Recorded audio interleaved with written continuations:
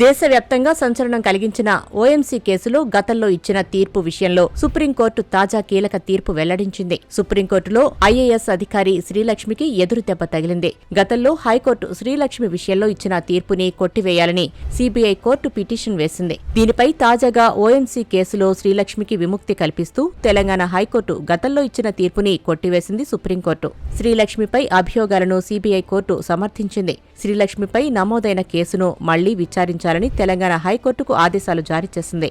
3 నెలల్లో విచారణ ముగించాలని హైకోర్టును ఆదేశించింది సుప్రీంకోర్టు. ఓఎంసీ కేసులో 14 ఏళ్ల తర్వాత మంగళవారం సీబీఐ కోర్టు తీర్పు వెల్లడించింది.